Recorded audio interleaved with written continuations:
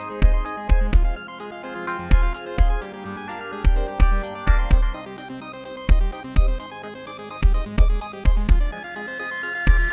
I got to say.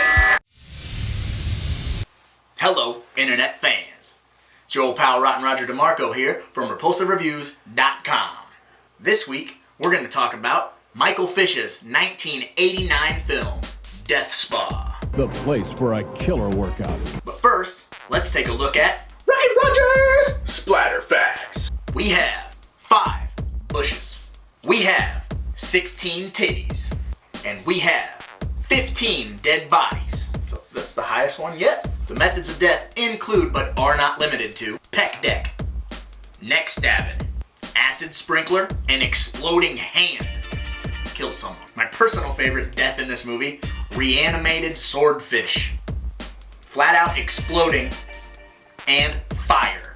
It's a ridiculous 80s movie. So basically, this is the plot rundown. Michael opens a new spa health resort gym, and the ghost of his ex-wife haunts and possesses the equipment at the spa to murder everyone. That's the plot. Seriously.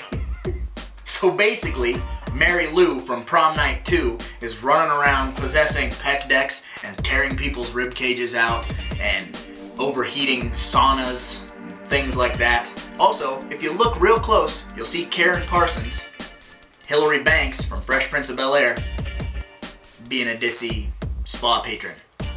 There's a ton of gratuitous nudity and gore in this movie. Everybody is naked.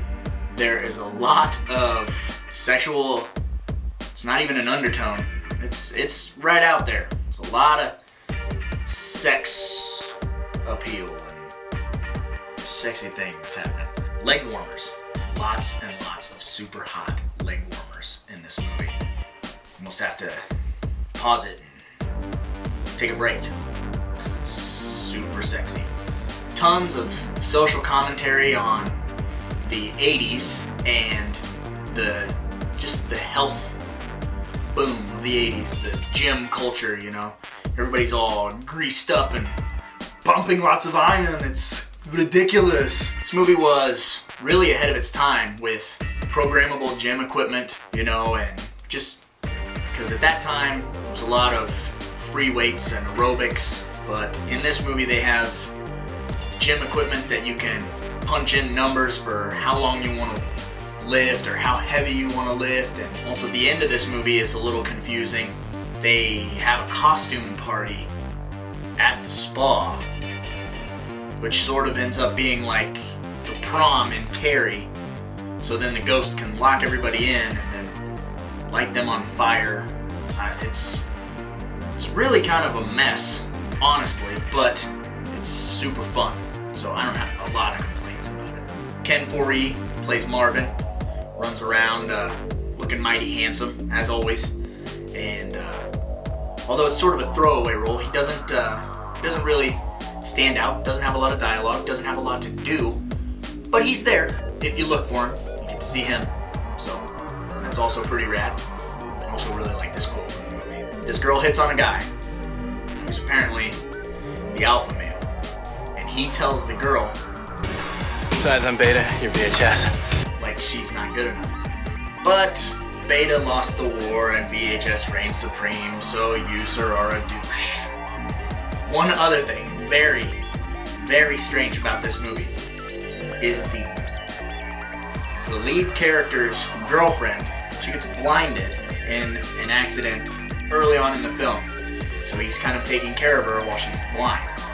And there's a scene that's awkward and a little, it's sexy awkward.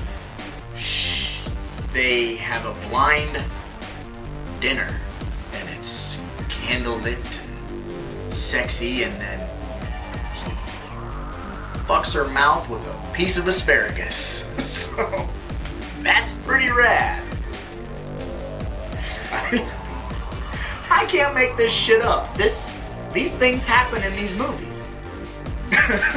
And now, my personal opinion on this movie is it's not fantastic, but it's a movie that every fan of the 80s culture needs to see. So, me personally, I'm gonna give it 2 out of 5 leg warmers. It's not the best thing in the world. It's not the worst thing in the world. But I watched it. I own it. You should watch it because there's a lot of movies out there. And somebody's gotta watch them. So why not me?